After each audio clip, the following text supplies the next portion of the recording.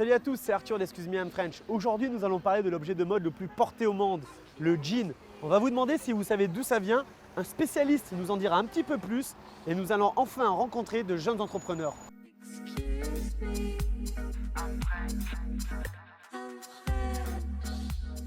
Bonjour madame, je vois que vous portiez du jean. Je veux savoir si vous saviez d'où ça vient. Les États-Unis. Les États-Unis. Je crois que c'est un américain, c'est fait avec des toiles de danse. Vous savez pas? Des États-Unis Vous peut-être? pensez que c'est américain? Non, allemand peut-être. Allemand? C'est la bonne réponse? Non.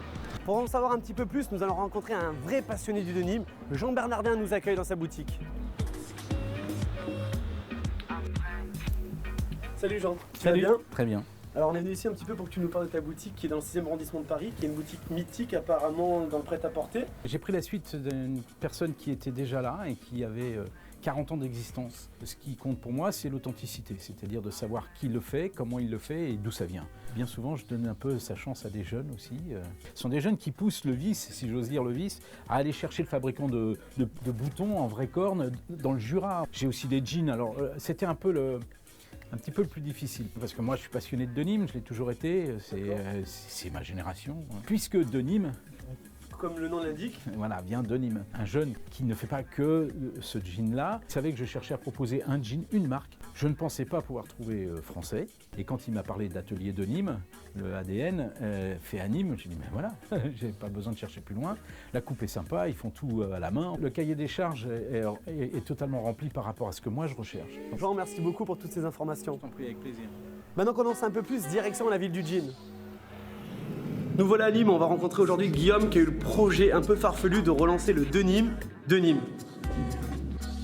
Salut Guillaume. Salut Arthur. Ça va? Et toi? Ça va. Qu'est-ce que tu es en train de faire là? Je vois que tu es en train de bosser.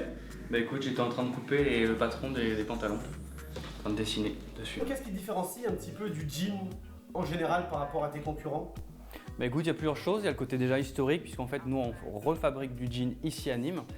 Et aussi ce qu'on met en avant, c'est vraiment ce savoir-faire manuel, c'est-à-dire en fait que chaque pantalon est découpé à l'unité. Il y a aussi le côté avec la toile selvage. Nous, notre fournisseur utilise des fils, c'est à peu près les mêmes fils qui étaient utilisés avant les années 70.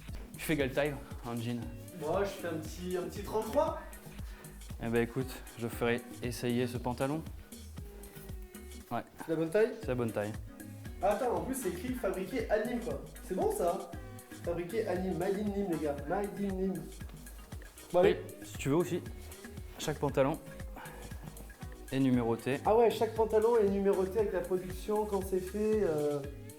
Donc c'est des pièces uniques un peu. Voilà, c'est des pièces Signé uniques. par toi-même? Ouais. C'est toi qui signes. En fait, à chaque fois, je valide vraiment La qualité du la jean. qualité du jean. Donc, je suis en train de faire, je fais des tests et à chaque fois, en fait, je termine par la signature. C'est quand même fou parce qu'on est dans la ville donc, natale du jean. Est-ce qu'on en parle? On n'en parle pas beaucoup. Il y a effectivement une petite salle au milieu du vieux Nîmes avec l'histoire de la toile. Si tu veux, on pourrait peut-être y aller tout à l'heure.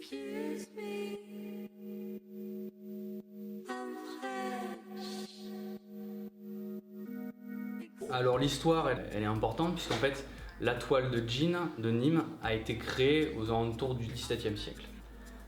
Elle était fabriquée à la base pour faire des vêtements pour les paysans cévenols. À l'époque, elle était faite en laine et en soie.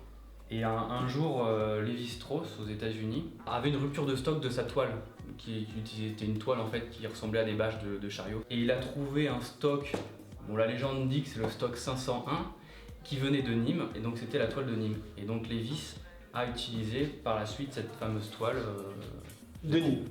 Ça y est, le jean n'a plus aucun secret pour vous, du coup on vous laisse le savoir-faire, mais surtout le faire savoir. Salut!